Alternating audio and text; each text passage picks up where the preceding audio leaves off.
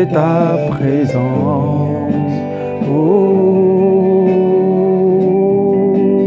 j'ai soif de te connaître. oh, je veux apprendre de toi. oh, Mon désir le plus ardent. Oh, te connaître et te servir. Oh, mais je ne sais comment faire. Oh, montre-moi la voie. Révèle-toi à moi. Montre-moi la voie. Afin que je te connaisse, montre-moi la voie. Révèle-toi à moi, montre-moi la voie. Afin que je te connaisse, montre-moi la voie. Révèle-toi à moi. Montre-moi la voie, afin que je te connaisse. Montre-moi la voie. Révèle-toi à moi. Montre-moi la voie, afin que je te connaisse. Merci Jésus. Montre-moi la voie Jésus, pour que je te connaisse. Montre-moi la voie Yahweh, pour que je marche selon ta volonté et que je brille dans ce monde plein d'embûches. Seigneur, que je prenne ma place en tant que prince, en tant que roi, en tant que fils du royaume, au nom de Jésus. Alléluia. Oh, mon frère, fais de cette chanson ta prière. Dis à Dieu de te montrer sa voie. Dis à Dieu de te montrer sa voie, de se révéler à toi. Tu as longtemps écouté les Écritures. Il est temps que tu parles à Dieu et qu'il puisse te donner le Réma et le Logos au même moment. Alléluia. Révèle-toi à moi. Montre-moi la voie, afin que je te connaisse. Montre-moi la voie. Révèle-toi à moi. Montre-moi la voie, afin que je te connaisse. Montre-moi la voie. Révèle-toi à moi. Montre-moi la voie, afin que je te connaisse. Montre-moi la voie. Révèle-toi à moi. Montre-moi la voie, afin que je te connaisse. Bien-aimé, tu as besoin que Dieu te montre la voie à suivre en 2024. Nous sommes encore au mois de janvier 2024. Tu as besoin des orientations divines. Que cette chanson soit ta prière. Dis à Dieu que veux-tu que je fasse pour ne pas louper ma destinée, pour ne pas manquer ma couronne que tu m'as prévue. Prie avec moi, prie avec moi au nom de Jésus. Montre-moi la voie, afin que je te connaisse. Là où tu es, bien-aimé, tu vas prendre la position qu'il faut. Nous voulons écouter la parole de Dieu, le thème de notre année 2024 pour l'Église Mission Évangélique pour la délivrance et la restauration de Jésus-Christ, présenté par votre humble serviteur, le pasteur Justin Cantolé, qui fait cet enregistrement à partir d'Agadez au Niger pour permettre aux frères et sœurs de pouvoir s'imprégner du domaine, du thème et surtout d'y rester pendant toute l'année. Nous sommes des rois, malheureusement nous nous ignorons et nous avons besoin de le savoir. Merci Jésus, merci Jésus. Gloire à toi Seigneur, gloire à toi Jésus. Merci Jésus. Alléluia, alléluia, alléluia, alléluia. Merci Jésus pour ta grâce. Merci Seigneur. Père, nous te remettons ces instants entre tes mains, que ta grâce soit là et que toi seul tu nous parles, ô Dieu de gloire. Nous avons besoin de ta bonté, nous avons besoin de toi. Parle-nous, utilise-nous puissamment, que cette parole trouve de la place dans le cœur de tes enfants, que ça trouve de la place dans le cœur de tes enfants, qu'elle ne soit pas un simple discours, mais que ton peuple s'en approprie et que ça trouve de la place. Merci Jésus, gloire à toi, gloire à toi, gloire à toi, gloire à toi, gloire à toi, Esprit de Dieu. Merci Jésus, merci, j'ai soif de toi, au nom de Jésus. Merci Seigneur, merci Jésus. Amen, amen, bien-aimés. Nous bénissons le Seigneur pour votre vie à vous tous, pour notre vie à nous tous, pour la grâce qu'il nous a donnée d'arriver en 2024. À la veille de la traversée, nous avions partagé les thèmes de l'année de 2024 et notre année 2024 a été baptisée année de royauté et de sacrificature. Et là, nous avons lu dans Luc 5, 9 à 10, c'est notre passage principal que vous allez me permettre de lire encore pour permettre à chacun de pouvoir s'approprier du thème. La Bible nous dit ceci, « Et il chantait un cantique nouveau en disant, « Tu es digne de prendre les livres et d'en ouvrir les sceaux, car tu as été immolé et tu as racheté pour Dieu par ton sang des hommes de toute tribu, de toute langue, de tout peuple et de toute nation. » Surtout la partie qui nous intéresse, c'est la fin. « Tu as fait d'eux un royaume des sacrificateurs. » Dans d'autres versions, de rois et des sacrificateurs pour notre Dieu, et ils régneront sur la terre. On ne va pas régner au ciel, d'abord on va régner sur la terre. Amen, amen. Le thème ici que je voulais juste faire asseoir dans votre tête parle de la royauté et de la sacrificature.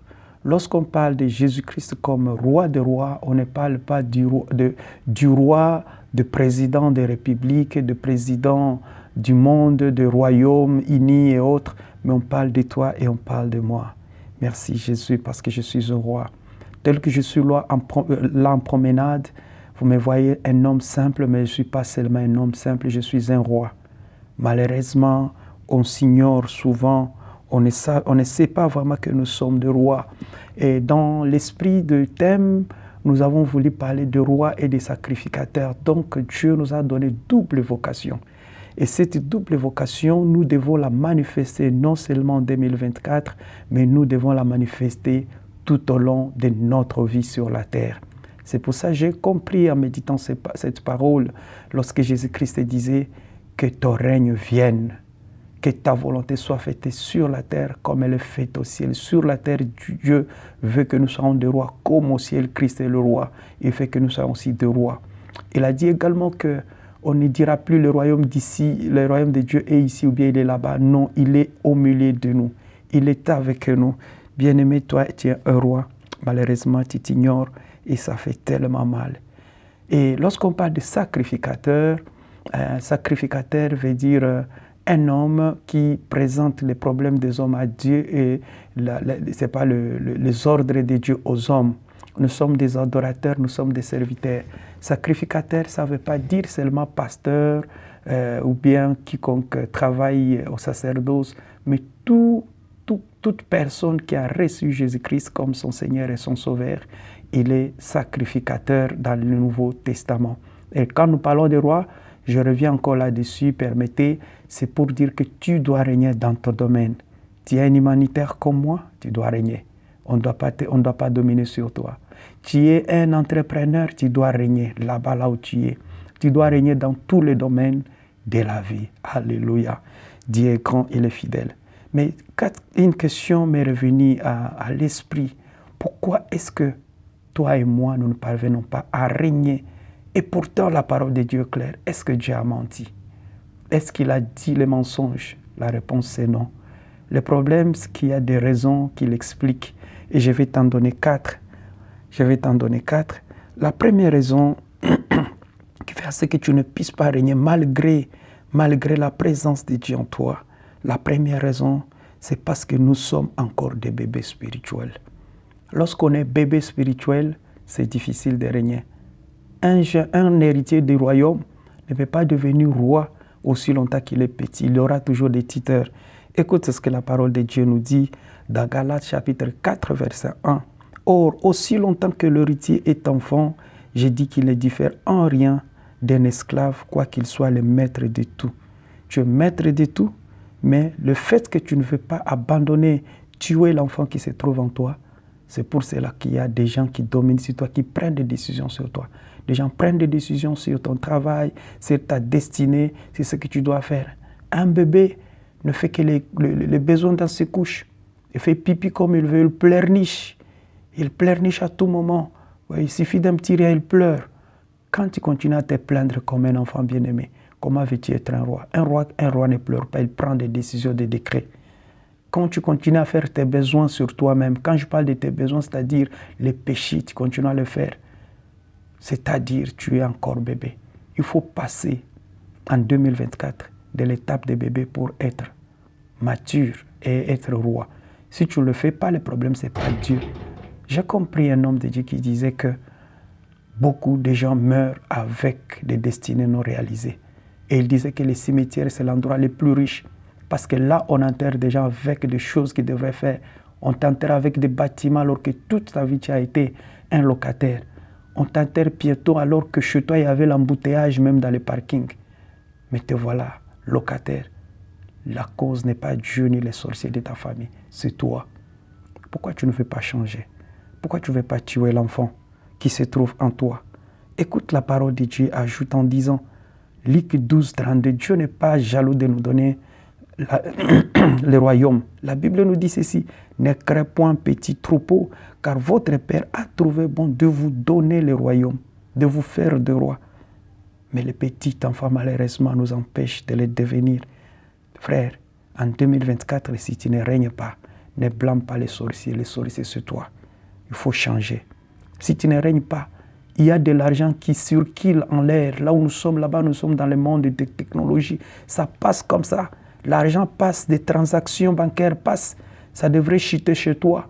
Mais ça ne chute pas parce que tu es enfant. Comment est-ce qu'un enfant peut lui donner le compte bancaire? Comment est-ce qu'il peut gérer son compte? Non. Change seulement et tu vas voir les choses qui vont t'arriver. Écoute ce que Paul a dit.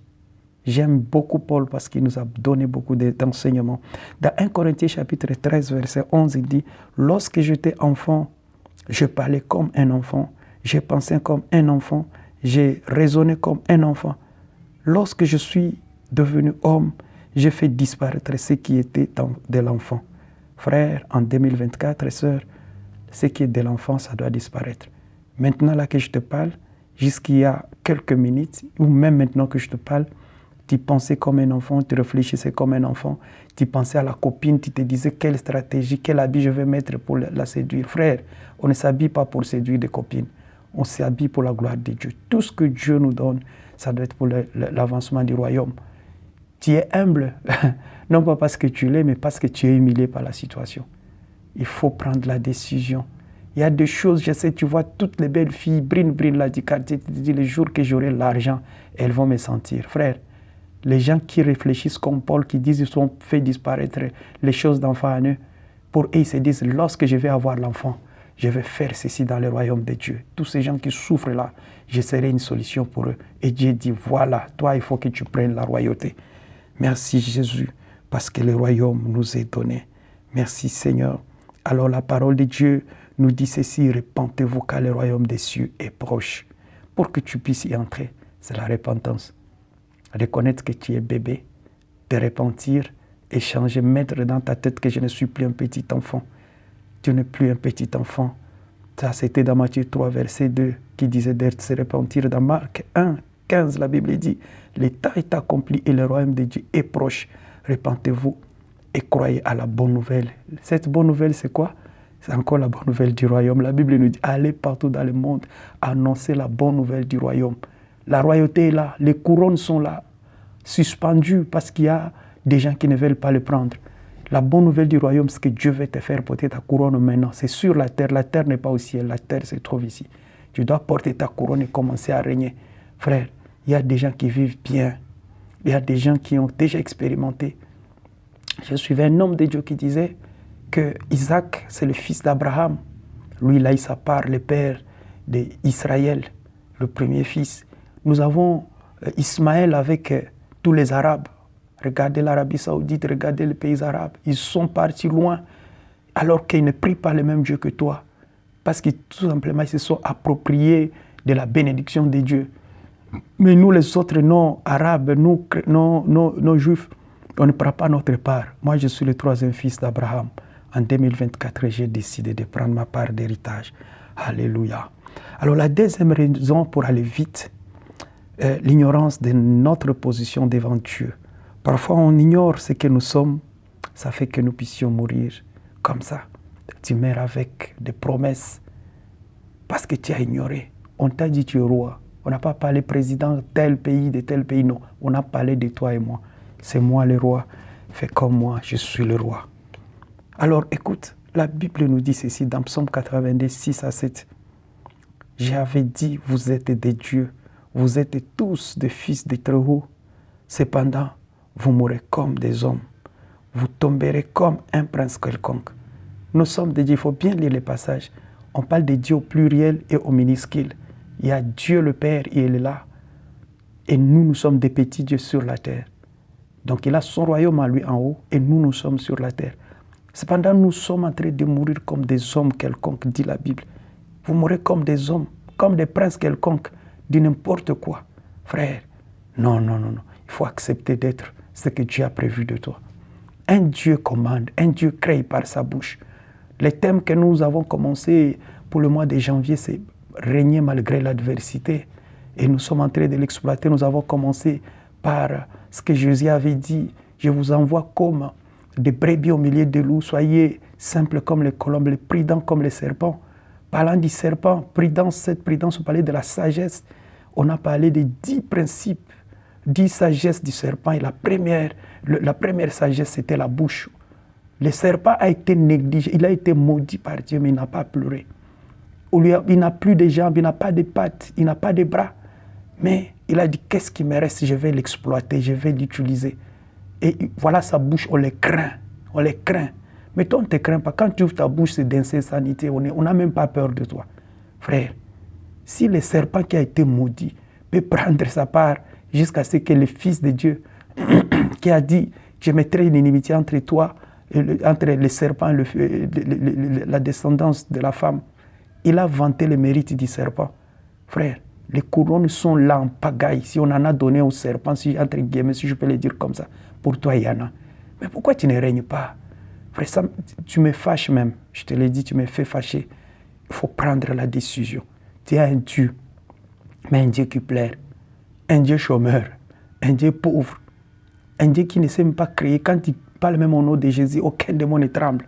Parce que tu ne sais pas utiliser ta bouche, alors que le serpent sait bien le manipuler. Au point que même le roi de la forêt qui s'appelle le lion a peur du serpent, un serpent maudit. Mais toi, Dieu t'a béni. Il faut bien lire les Écritures. Dieu ne t'avait pas maudit quand tu avais péché. Il avait maudit la terre. Il avait maudit les serpents. Mais là, l'homme, il avait dit, tu mangeras la sueur de ton frère. Tu ne t'es pas maudit. Donc, il t'avait laissé encore toute la bénédiction. Mais l'ignorance de ta position devant lui fait que tu meurs comme ça. Même un lézard, ça te fait peur. Que Dieu nous aide. Seigneur, garde-nous encore fidèles à toi. Écoute, la troisième raison que j'ai soulevée, épinglée par rapport à cette royauté sacrificative. Pourquoi tu n'es pas roi? Pourquoi tu ne règnes pas? La troisième, c'est que nous acceptons l'ordre social renversé par l'ennemi. Le diable a renversé l'ordre des choses. Lui, Dieu ne lui avait rien donné. C'est à nous. Dieu avait dit, il m'avait créé d'abord en dernier, l'arrivée des autorités. Il avait tout amené et après il m'a créé. Et à me créer, il a dit, domine sur tout ce qu'il y a. Mais le diable est arrivé, on l'a précipité. Il est venu prendre la domination qu'on ne lui a pas donnée. Écoute, même dans la parole de Dieu, quand il était en train de tenter Christ, il a dit, si tu m'adores, je vais te donner tous ces royaumes. Qui lui a donné ces royaumes? C'est toi, l'ignorant de la position que tu as devant Dieu. C'est toi, en péchant, que tu lui as dit, prends la royauté. C'est comme, comment il s'appelle, le grand frère de Jacob, Ésaü. Il a dit, j'ai faim, à quoi me servira le droit d'aînesse? Il a vendu son droit, il a donné. Le droit d'aînesse n'appartenait pas à Jacob, mais le droit d'aînesse a été pris par Jacob, parce que quelqu'un le lui a donné. Là aussi, ton royaume, tu l'as donné dans l'impudicité. Quelques jours passés, j'ai prêché sur combien de fois l'impudicité nous fait voler, nous fait perdre nos étoiles. En péchant, c'est comme si on te branche sur l'Internet à haut débit. En couchant avec une femme, en faisant l'impudicité, tu transfères, tu télécharges tes bénédictions vers quelqu'un d'autre. Lui aussi, te télécharge la malédiction. C'est comme ça que le diable en a eu. Et c'est comme ça qu'il a dit, je te donnerai tous ces royaumes qu'il lui a donnés. C'est toi l'ignorant. Mais je te donne la bonne nouvelle. Il est possible de récupérer ce que tu as perdu. Alors, il ne faut pas accepter l'ordre que l'ennemi a mis là-bas pour dire que non, voilà, nous là, nous serons toujours les queues. Je suis humanitaire comme toi qui m'écoutes. Je suis un homme qui a fait plusieurs pays dans l'expatriation, mais je suis un roi dans mon domaine humanitaire. Je suis un sacrificateur, prédicateur de l'évangile, serviteur de Dieu, un roi et un sacrificateur. J'en ai fait jusqu'à 10 pays aujourd'hui, il m'a amené jusqu'au sommet. Je suis tellement fier de Dieu. J'ai rêvé l'humanitaire, je rêvais être expatrié, je le suis devenu. J'ai rêvé les Nations Unies, je suis dedans. Frère, pourquoi Élie a dit, la Bible dit qu'Élie est un homme de la même nature que nous. Pourquoi toi tu continues à souffrir? Regarde ma peau, c'est noir comme toi. Pourquoi pas toi et pourquoi moi? C'est parce que je me suis dit jamais, le diable ne doit pas continuer à garder l'ordre qu'il a mis. Écoute ce que la parole de Dieu nous dit dans Ecclésiaste chapitre 10, versets 6 à 7. La folie occupe des postes très élevés. Quand on parle de la folie, on parle des païens, des occultistes. Les méchants, les gens qui marchent avec des démons, ils occupent des postes très élevés. Et des riches, c'est-à-dire pas des chrétiens, des croyants en Christ, sont assis dans l'abaissement. Je peux même m'arrêter par là. Frère, les occultistes marchent avec les démons, avec les anges déchus. Quand on parle qu'un président est déchu, il ne peut plus prendre des décrets. Quand on parle que quelqu'un est déchu, c'est-à-dire qu'il n'a plus le pouvoir, il est un ex-président, ex-policier, ex-général, il va t'effrayer pourquoi? Toi, tu as perdu un ex-ange, alors que tu as le vrai ange. La Bible dit que l'ange de l'Éternel campe autour de ceux qui le craignent pour l'arracher des dangers. Et avec les ex-démons, les ex-anges, je voulais dire, ils sont en train d'occuper des postes élevés juste en nous intimidant. Alors que nous avons le vrai. Un seul ange peut tuer jusqu'à 185 000. Donc moi, quand je marche là, à côté, il y a un ange. C'est l'embouteillage de la force de Dieu à mes côtés.